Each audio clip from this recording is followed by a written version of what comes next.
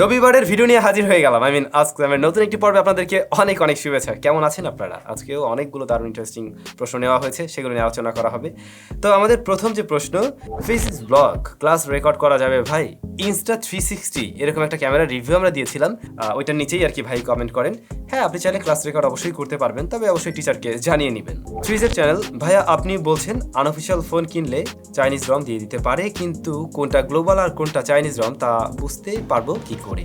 আচ্ছা, আমি কথাটা ওইটা বলিনি। আমি বলছিলাম আপনারা যখন আনঅফিসিয়াল ফোন কিনবেন দেখে নেবেন আপনি চাইনিজ রোমটা নিচ্ছেন কিনা নাকি গ্লোবালটা নিচ্ছেন। তো চাইনিজ রোম দেখলেই বোঝা যায় ওর ভিতরে অনেক চাইনিজ অ্যাপস থাকে এবং হচ্ছে গিয়ে অনেক কিছু চায়নার ভাষায় লেখা থাকে।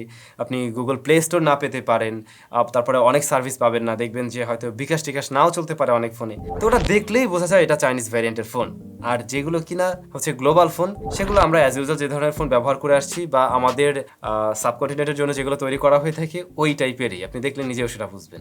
লাভ ইজ রেড রোজ পিকো প্রজেক্টরের সাথে কম্পেয়ার করলে কোনটা ভালো? আচ্ছা, পিকো প্রজেক্টর এবং হচ্ছে আমরা ওই যে আরেকটা যেটা রিভিউ করলাম এটা কি ছিল, নেবুলা, এই দুটার মাঝে কম্পেয়ার করতে গেলে নেবুলা এগিয়ে থাকবে। যদিও পিকো প্রজেক্টরের দামটা কিছুটা কম, আবার বাংলাদেশে সেটা পাওয়া যায় না, তো কম দাম হইলেই বা লাভ কি। পিকো প্রজেক্টরে ব্যাটারি ব্যাকআপ কম, স্পিকার কোয়ালিটি খুবই বাজে, ওইটার স্পিকার দিয়ে আসলে শোনার মতো না, তো সেই জায়গায় এগিয়ে থাকবে কিন্তু এখানে এই অ্যাঙ্করেরটা। রিয়াদ মাহমুদ, ভাই চোখে সমস্যা হবে না তো?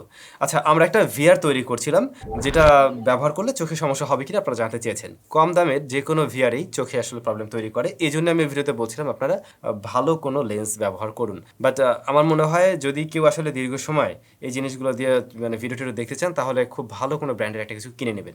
নিজে তৈরি করতে পারেন এক্সপেরিমেন্টের জন্য, সেটা ঠিক আছে, মাঝে মধ্যে দেখলেন সেটাও ঠিক আছে, কিন্তু একদম 2-3টা সিনেমা টিনেমা দেখবেন এরকম চিন্তা করলে উচিত হবে না, দেখবেন আপনার মাথা ধরে যেতে পারে। মাহফুজ মাহি, ভাই আপনি তো অনেক গিভঅ্যাওয়ে করেন, এই সময় একটি প্রজেক্টর গিভঅ্যাওয়ে করতে পারেন। সুন্দর আইডিয়া, আমি ট্রাই করবো সেরকম কিছু একটা দেওয়ার জন্য। এমডি ফাহিমিয়া, ভাই আপনার চোখের হুড়োতে দাগগুলো কিসের? এবারে হাত তুলুন কে কে জানেন আমার এই দাগটা কিসের। এ যাবৎকালে মনে হয় মিনিমাম 15 বার আমি এটা নিয়ে কথা বলেছি। অনেকে আমাকে এখনও গালিগালাজ করে যে আমি কেন এরকম ডিজাইন করলাম, এরকম কেন স্টাইল করলাম, এমনটা তো করা ঠিক না। আসলে এটা একটা অ্যাক্সিডেন্ট, আমি ছোটোবেলা পড়ে গিয়েছিলাম এবং পড়ে যাওয়ার পর এখানে ফেটে যায়, দেন সেলাই করা হয়। সেলাইয়ের দাগগুলো আপনি দেখতে পাচ্ছেন, এখানে মোট 5টা সেলাইয়ের দাগ আছে, যেগুলো এভাবে যাবে না, হয়তো কসমেটিক সার্জারি করলে তখন যেতে পারে, যেটা করার টাকা পয়সা আমার আপাতত নেই আর আমি সেটা চাচ্ছিও না। শাহিন আহমেদ রাজু, ভাই আপনি কি ফোন চালান? আচ্ছা, এই প্রশ্নও রেগুলার থাকে, এই কারণেই নেওয়া। আমি 2টা ফোন চালাই, একটা হচ্ছে এই যে স্যামসাং গ্যালাক্সি নোট 20 আলট্রা, বেশ আগের ফোন, ইভেন আমি এই ফোনটা প্রিওন্ড নিয়েছিলাম, বাট ভালোভাবেই ব্যবহার করছি। আরেকটা হলো আইফোন 14 প্রো ম্যাক্স। এই তো এই 2টা ফোনই। এমডি সম্রাট, ভাইয়া আমরা স্টুডেন্টদের জন্য যদি একটা আর্নিং সাইট নিয়ে আলোচনা করা হতো, যেখানে আপনার মোবাইল ফোনের মাধ্যমে কিছু সংখ্যক টাকা উপার্জন করতে পারি। আচ্ছা, মোবাইল ফোন দিয়ে কিভাবে টাকা পয়সা ইনকাম করা যায় আমি অত সহজে জানি না, আমি যেগুলো জানি সেগুলো একটু কঠিন কাজই। তবে আপনাদের মধ্যে কি কেউ আছেন যিনি সত্যি মানে এরকম লাইনে কাজ করে থাকেন, টাকা পয়সা ইনকাম করতে পারেন, তাহলে আমাদেরকে একটু মেইল করবেন, আপনার সাথে আমরা একটু সলা পরামর্শ করে দেখবো। দেন যদি কোনো একটা ভিডিও মেকিং করা যায় সেটারও ট্রাই করা যেতে পারে, তখন অনেকেরই উপকার হবে। মাহবুব হক, ভাই আপনি মোট কয়টি ক্যামেরা ব্যবহার করেন?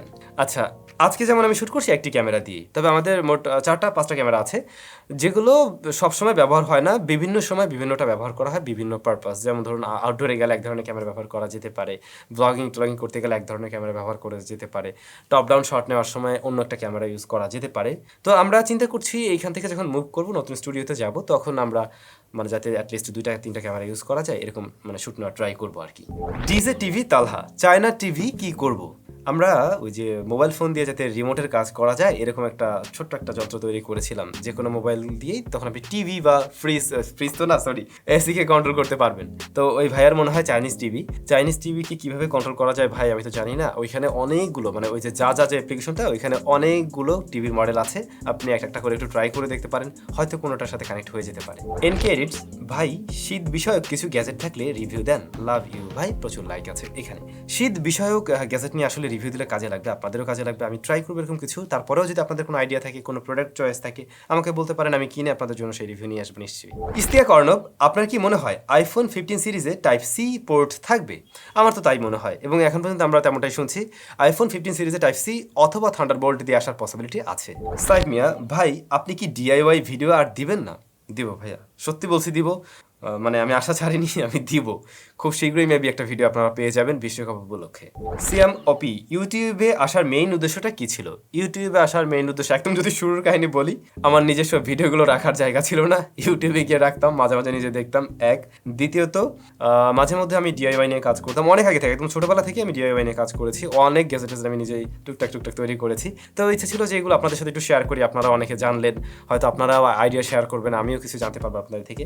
তো ওইভাবে দেওয়া হচ্ছিল। আর যেহেতু মোবাইলের প্রতি প্রচণ্ড আগ্রহ ছিল, তো একটা সময় পরে মনে হলো এগুলো রিভিউ আপনাদের সাথে শেয়ার করা যেতে পারে। এভাবে আসলে আসা। পরবর্তীতে একটা সময় এইটা আমি আমার জব ছেড়ে দিয়ে প্রফেশন হিসেবে নিয়ে নিলাম।